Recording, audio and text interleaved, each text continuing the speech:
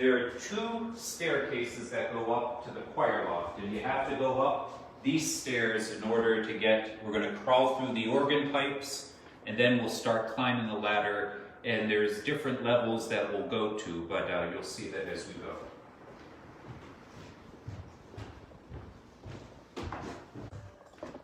You can hear, up here the bells are chiming because it's 8 o'clock.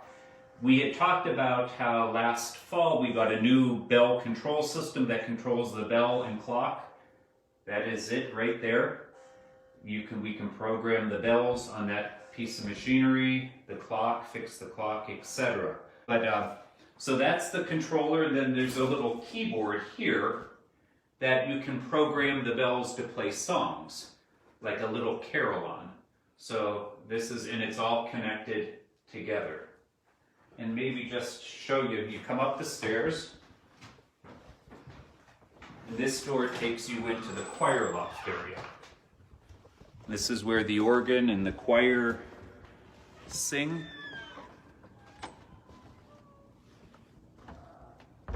So that's their view every Sunday. And this console Bill uses to play the organ, this is what will be removed. It'll be removed whenever, in the next couple weeks, probably, once things open up again.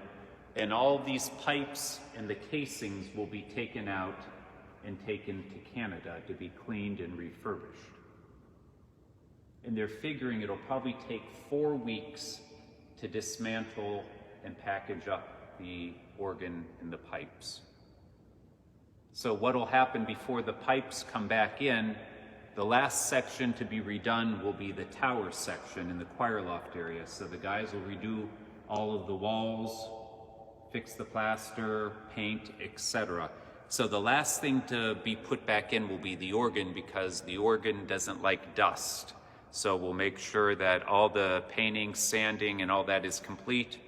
They'll put the organ back in. It'll probably be, I think they said, at least 2 months, a month to put it in, and then a month to tune it and sound it. So to voice it, I think is the proper terminology, voice it. So it'll probably be at least 2 months, if not longer. So they're figuring, I think, the end of summer 2022, and our goal is Christmas 2022, everything will be done, meaning organ, everything.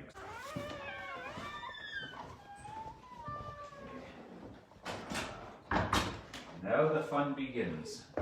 So this, I just turned some lights on, I'll move over here.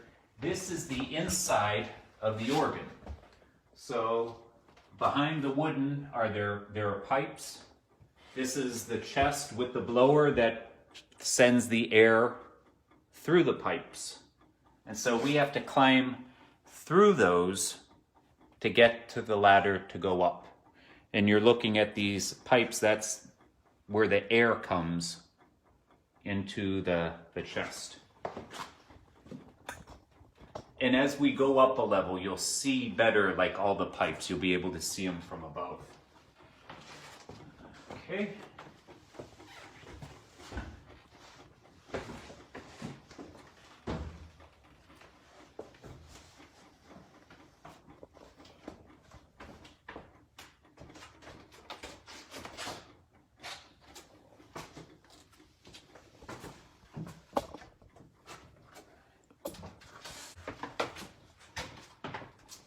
Now this is the ladder that we have to climb up. It's probably about, I'm not good at judging, but I would say 40 to 50 feet maybe to go up to the first level. This rope is for when they do work up there, especially when they were doing the clock or fixing things.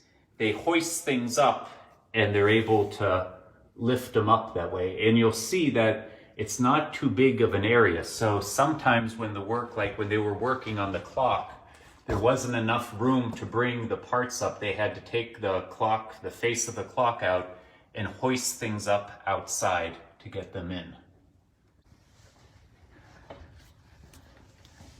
This is good exercise. Okay, we're coming to the area where the pipes are. that you see when you're down on the cathedral, the main floor, and you look up at the choir loft. I'm just going to put my foot for a second. I'm just showing you all the pipes.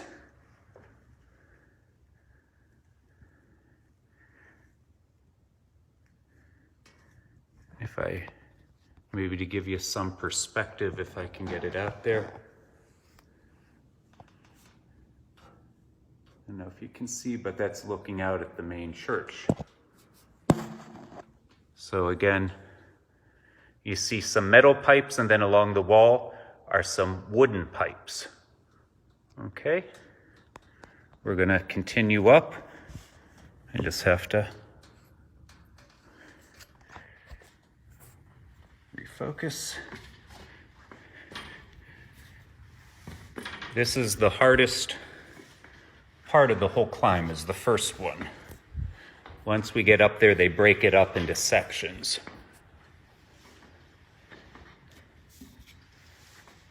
Okay, it's going to get a little dark for a second, but stay with us.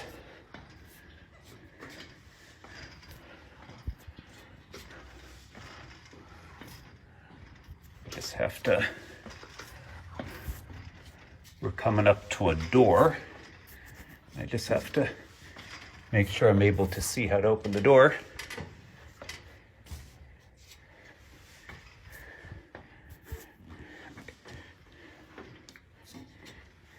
The one other nice thing, it's kind of warm out, which is good because it gets very cold.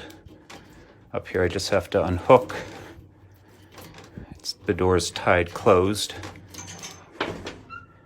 Okay. That's our first level, so I'm gonna get off for a second. Okay, so that's the ladder that we climbed up.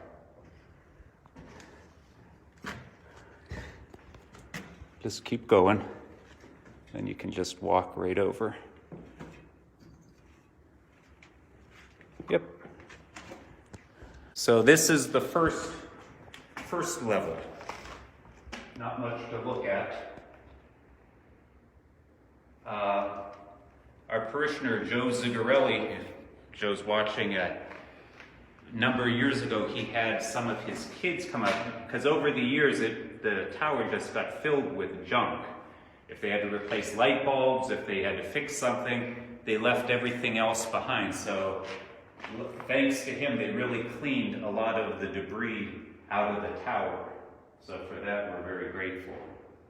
So like I said, this is like the first landing. We're going to go up one more, and that'll take us into the catwalk.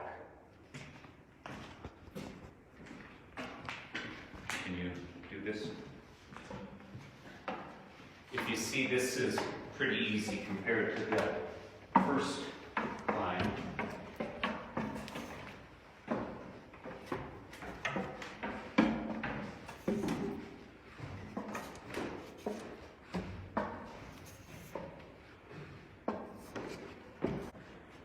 That's the door that'll take us into where we walk, like down the center aisle of the church. We're right above the ceiling. Okay, turn some lights on.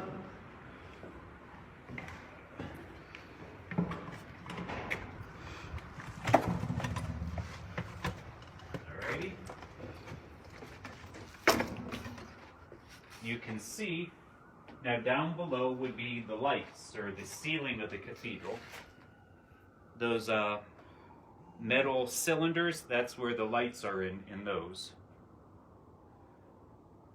And you see those little catwalks, that's what you have to walk on to change the light bulbs, because if you walk off of those, you'll go through the ceiling. And you can hear the wind also. So we'll just walk down a little. Since we've gotten LED lighting, we're very lucky we don't have to change light bulbs that often. But prior to that, every month or seems like every couple weeks, a light bulb would go out. So what we just did climbing up the ladder and that, is what they would have to do and bring light bulbs with them to change the lights. So the investment not only in LED lighting, savings on energy, savings on your physical, having to climb up and down to change light bulbs. But also you can see the structures, the wooden beams that they used to build the cathedral. And if we remind ourselves, it was like 127 years ago that the cathedral was built, so they didn't have cranes and electric things that we have now. You can hear the bells, they're getting louder because we're getting closer. Okay, walk down a little further. Again, to the sides you can see the little catwalks that were built so people could go step on there to change the lights. I'm not a big fan of heights, but this doesn't bother me, but I don't know if I could crawl down there, pull a light fixture out, and look down and see the floor of the cathedral. It may, that may be a little too much. Okay.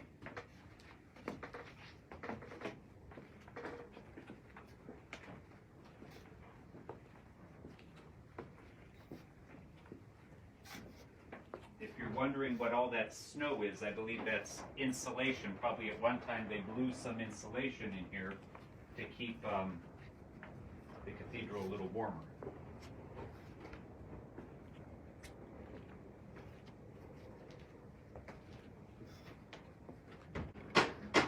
If you look down this way, there's 9th Street. That's 9th Street. So like right below us is where the scaffolding is. And that's 10th Street there, looking that way. And that would be like where the high altar is, right there.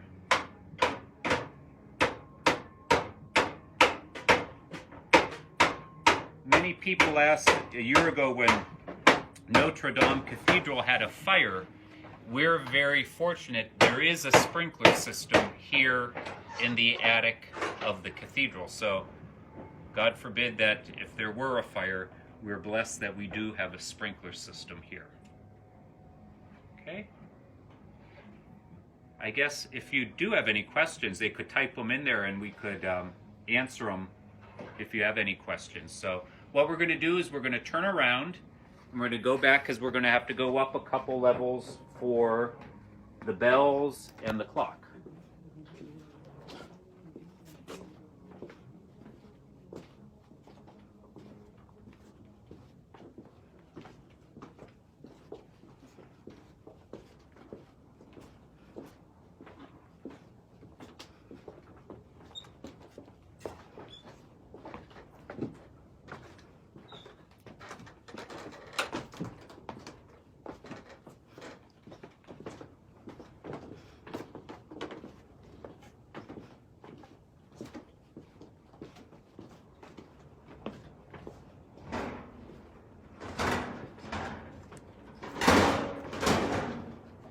That's the hatch going out onto the roof. That's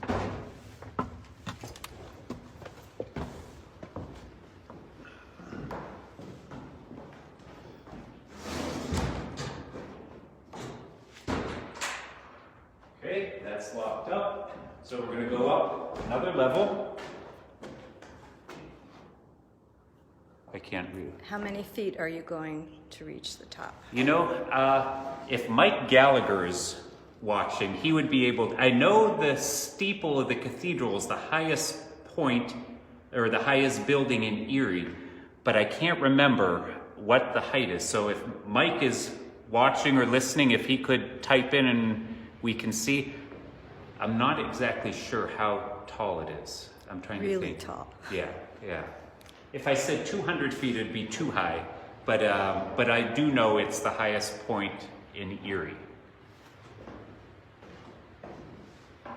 Okay.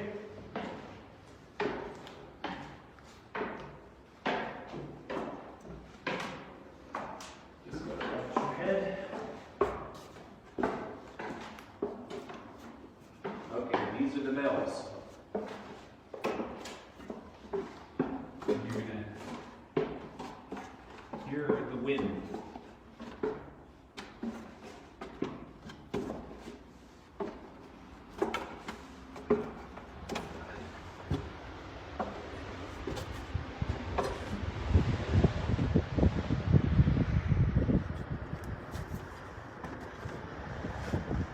Alrighty. You can, I'm gonna get over here. You can see, I'm trying to see if there's a light. I think there is, I just have to find, I'm gonna give this back to Sheila.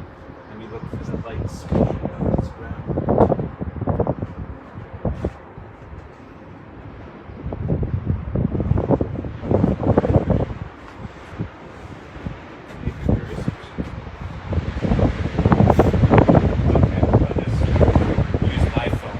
The central bell tower is 298 feet. You can see the bells, like the, right there.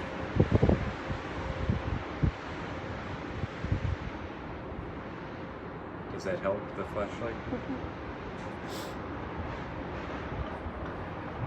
And I believe the bells, when Monsignor Bible was rector, they were redone or fixed.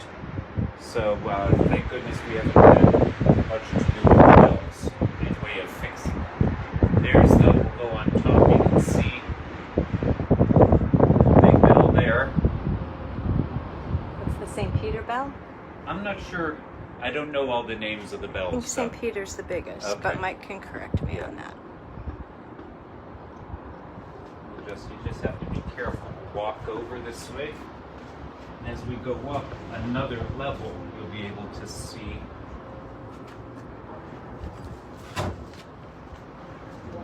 Okay, you can see the strikers are on the outside. Usually they're on the inside. They were put on the outside because they were afraid the bells would be too loud. But they're not too loud. Sometimes you can't even hear them in the inside of the cathedral, but it would be probably like $1 million to reverse it. So at this point, we're not going to reverse it.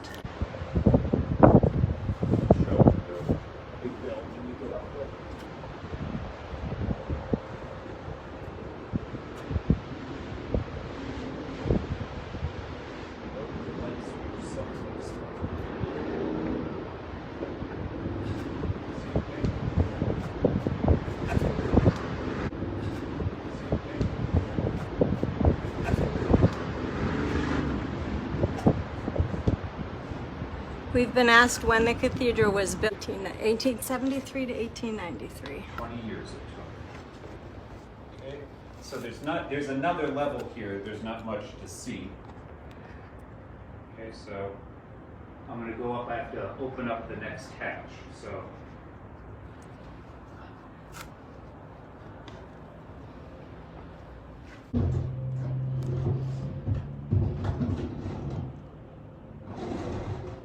This is the level of the clock.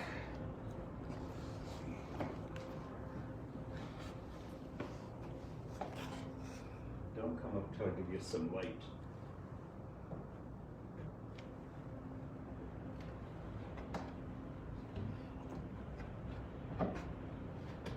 Mike Gallagher's telling us the total cost was $273,567.35 to build. This is the mechanism that controls the clock, right there. What you're looking at, the base, was the original, where the original mechanism sat. But that little box, that's what controls our clock.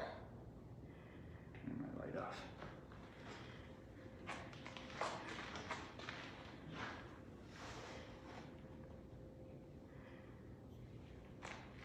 And the whole facing of the clock was replaced last fall when they redid the clock. They still have to come back because the arms, we've had two because of the wind. The north clock face arms were damaged by the wind, so they have to reinforce them so they're not damaged by the wind. So hopefully in the next month or two they'll be able to do that. So you can see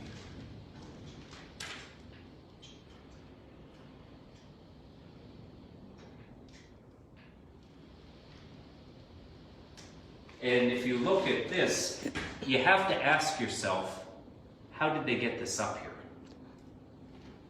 Because Mike would know the year when the bells were put in, so probably they had to have a hoist or something outside to hoist this up, because there's no way that they would be able to.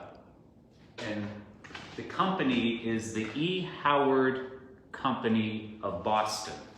And I believe at one time, I don't think they're in business anymore, but they were one of the premier clock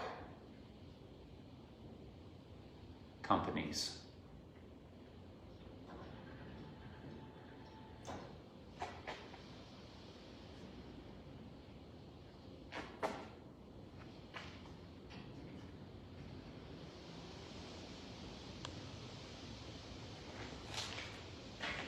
We're going to go up another level.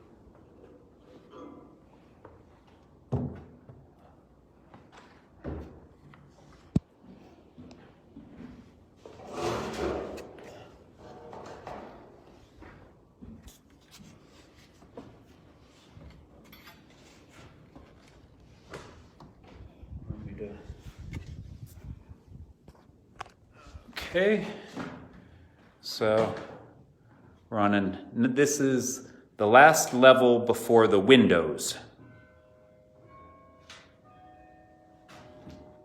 Are you all praying as you climb?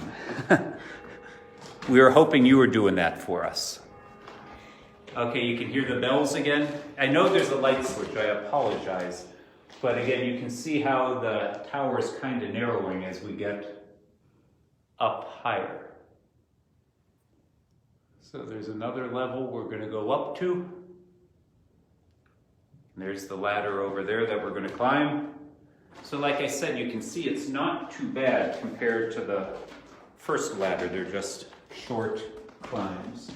Okay.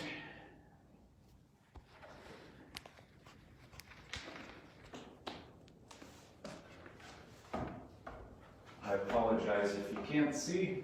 Everyone's praying for you. Huh? And me too. Okay. Bells purchased in 1903. Okay. Mike? Yes. And I have some pictures of them outside on the sidewalk that I can put up later.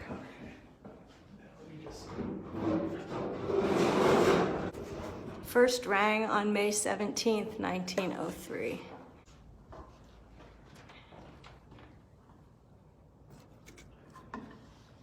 Just be careful. You got it.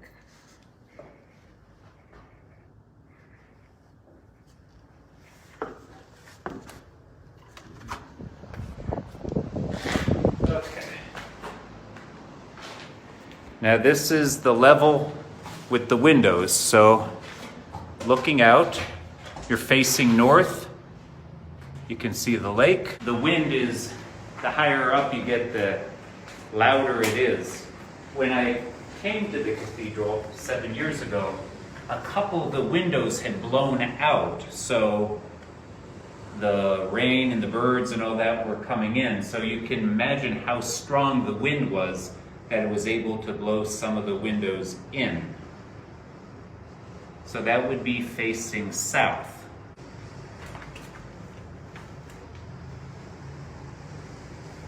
And people always ask, How did you pick the colors? Well, I believe when the committee was working on fixing them, we thought blue would be for Villa, orange would be for Prep, green would be for Mercyhurst, and I think maybe the red was because the Cathedral School was blue and red. So those are the reasons we chose the colors, because of Mercyhurst, Prep, and Villa, and then the Cathedral School at the time. Also, probably one of the other features, you can see that people have carved their names in the wall. If you, Sheila, if you come over here. The last time I was up here with Dawn Fessler and Julia watching. and Emily. Okay, so they signed their names right there. I'm trying to find over here, Sheila, if you can come. This would be a Trying to get a relative picture of the yours. lake. Paul Dwyer, 1929. That's my Uncle Yeah. Paul, my dad's Paul and brother. Patty were parishioners at St. Jude's when I was there. And so I got to know him. So a number of years ago, I had to climb up here in the summertime, and I saw Paul's name, and I took a picture of it. Well, it just happened to be his birthday. I sent it, he had already passed away. So, but that must have been when he was a student at Prep. That's one of the things the Prep kids used to like to sneak up here and carve their names into the walls of the cathedral, so the tower. So Paul Dwyer, 1929, that's one of the oldest ones. Jamie Klecker, over here, 2019, he came, it was right before Christmas we climbed up, so his name's over there. Yeah, Julia and Emily are with their dad over there. Alrighty, and there's another, you can keep going up to the top. This ladder goes up to where the cross would be, but there's no getting out. So I'm not climbing up. The clock was installed in 1928.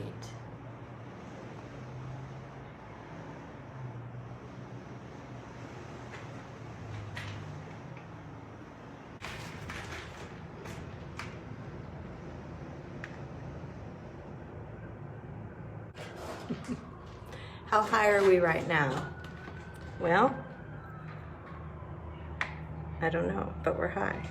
Yeah, I'm not sure what the height is, but I would say it's only another 20 feet to the top.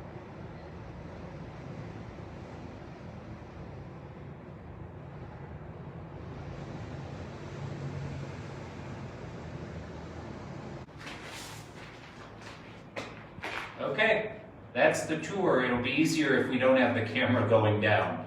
So thank you very much for tuning in, and just a reminder, tomorrow Mass is at 7:30, so please tune in and pray with us.